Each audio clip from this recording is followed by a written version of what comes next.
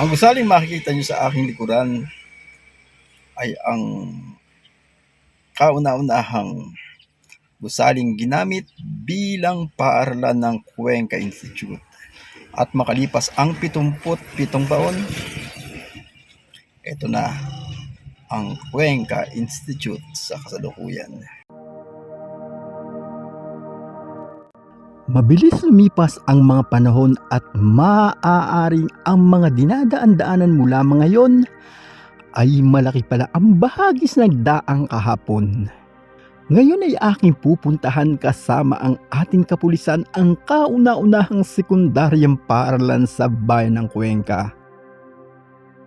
Na sa kasalukuyan ay 77 taon na mula nang una itong maitatag.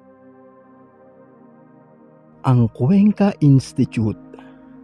Sa maraming pinagdaanan ng paaralan at sa hindi na mabilang ng mga matatagumpay na Cuenqueñong hinubog ng paaralan, hindi na ako magtataka nang mamasdan ko at mapasok ko ang paaralang ito. Hindi ako dito nagtapos, subalit lubos akong humanga. Bukod sa mataas na kalidad ng edukasyon, kapansin-pansin ang matinding disiplinang ipinatutupad ng paaralan. Katulad ng aking hinahangaan at iginagalang na guro na si Sir Pedro Lopez. Laging yung kanyang ngiti ang sasalubong sa akin tuwing kami magkikita. Pero sa pagpapatupad ng disiplina sa paaralan, ibang Mr. Lopez ang aking nakikita. Yung gurong sa bawat salitang lumalabas sa bibig ay agad sinusunod ng mga mag-aaral. Ngayon ko napagtanto ang tunay na kahulugan ng salitang disiplina at kagandahang asal.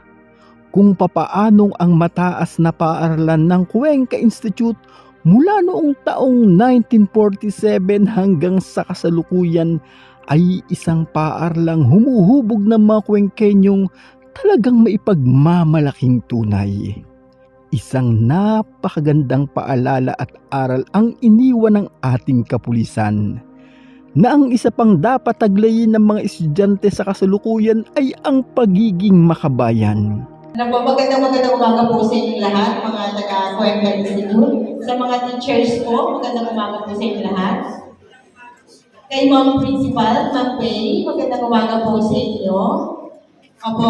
Ngayon po umaga ito, alam ko pag may initan ito, ito'y nababanasan. Pero alam niyo po ba na yan naman po ay isang estado ng ating buhay na sometimes we have to endure pain para maranasan to. Saka, may isip ninyo na mapupunta din kayo dito. Magiging senior high din kayo. So what I am trying to say is, we have to endure pain to feel the sweetness of success.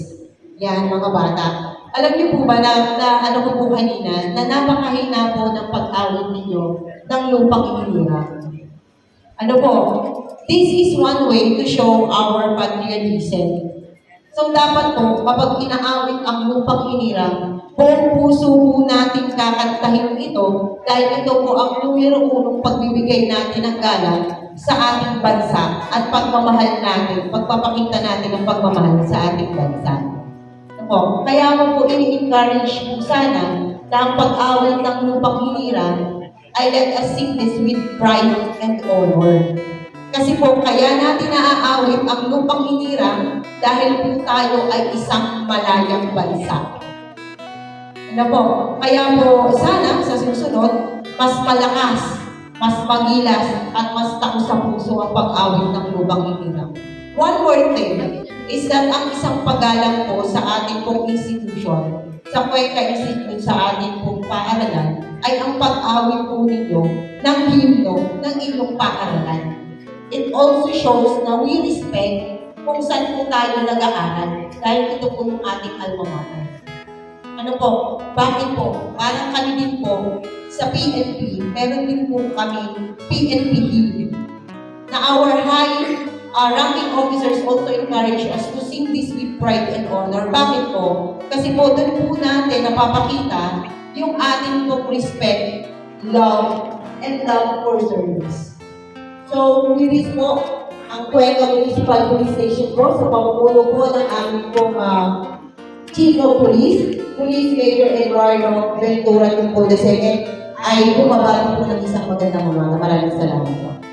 Taas noo at ipagmamalaki ang sagisag ng bansang Pilipinas sa malakas at buong siglang pag-awit ng isang kantang dugo ng mga bayani ang nagsilbing tinta at nag-iisang buhay ang naging kapalit ng kanyang bawat letra.